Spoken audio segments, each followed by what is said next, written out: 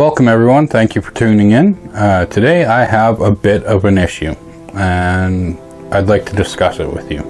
So when I first got into CNC work here with the mostly printed CNC machine, as a hobbyist, I didn't know where to begin. So I started looking around what bits to buy, what to get. There was so many different conflicting little stories about it of what you should get, what you stay away from. But ultimately, what works for me, it might not work for you. In this video, I just want to explain a few of the bits that I've used over time. Basically, I'm cutting wood, and that's where I'm gearing this one toward. So that being said, let's get in on the bits here. When I first started, I was pretty much blind. I didn't know what to buy, what to use, what my cutting speeds were to be. It was a lot of trial and error. So I ended up buying just a bunch of different random bits that people were saying to, and I ended up buying a lot of stuff I have never even used. Even some of them I've bought just out of necessity of getting a project done and hoping that bit would work. As you can see, there's a bunch of different bits here, but where do you start? You know, when you first get your DeWalt, you're gonna get, you know, this guy here. I've never used them. I tried to stay away from them. I did, however, out of necessity, I ended up trying the RotoZip multi-purpose bits, which is the identical thing. There's nothing different about them, and it's a downward spiral, it's not an upward. Those were pretty janky, and I went through a bunch of them and I burnt a lot of them up just because the speed that I had to go with them. I'll just show you here. This is what I was dealing with those RotoZip bits, and basically just burning them up. They did manage to get a few of my projects completed that I needed to have done before my new bits came in.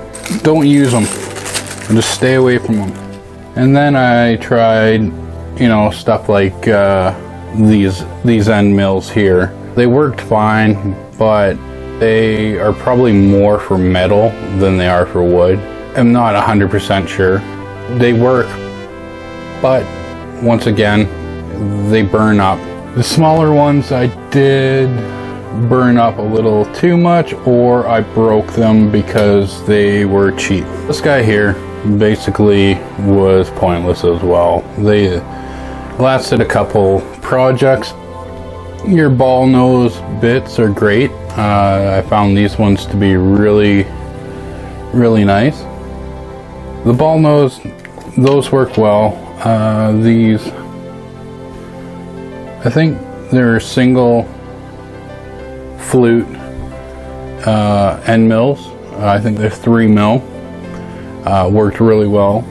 And then I use V-bits. I've got a ton of different V-bits, and I did find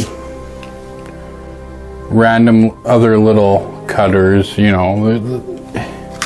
When it came down to it, I bought a ton of bits I've not even used. I think these were the double flute bits.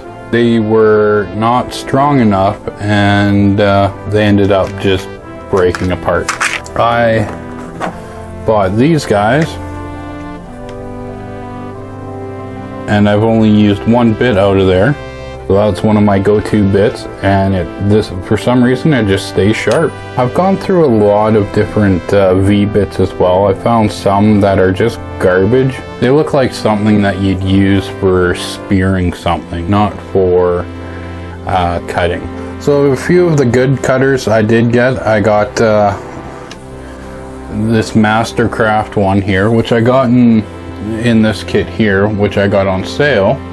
So that's what I kept looking for, is like router bits on sale, because I have a router table as well that I can use the other bits in. Finding a V-bit in a store is pretty much impossible, so I kind of gave up on that. I did order a bunch of these guys here. If you ever see these on eBay. These are really good. I was actually quite surprised of how long they lasted. I do think that going with a bigger V-bit definitely helps a lot when it comes to the heat.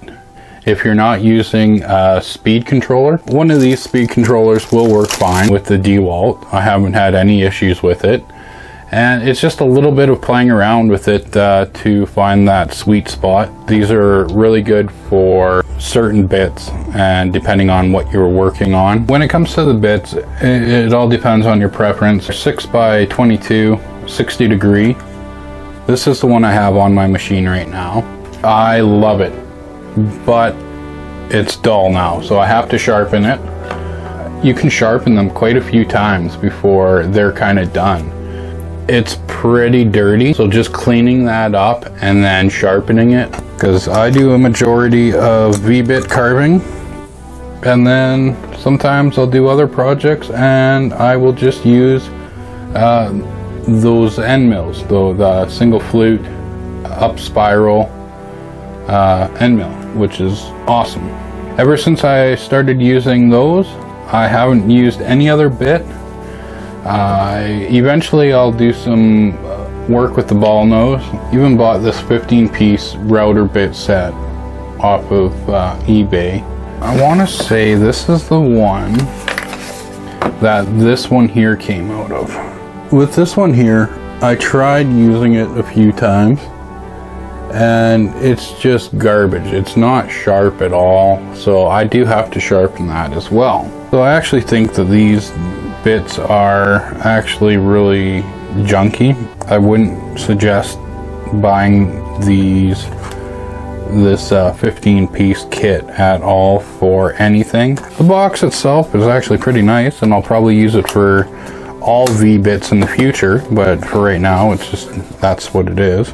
If you're going to get a router bit set, go with something with the quality, and that's why I went with the Mastercraft, because they do have the warranty on it, and I'm not going to be out of pocket if I have to take it back for any given reason. Another thing is if you are starting into the CNC work and you are going the DeWalt route, make sure you get a spare set of brushes. I have a video on replacing these, so make sure you check that out too. If you're doing the V-bit carving, I'd recommend this. I'm not sponsored anyways by doing any of this stuff, but these sharpening kits here, these credit card sized sharpening kits, these are really great. With these ones you can use with water or you can use dry.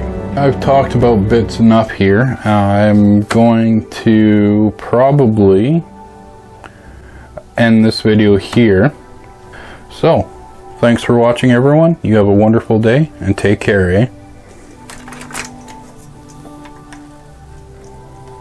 Did you not hit the like and subscribe button yet?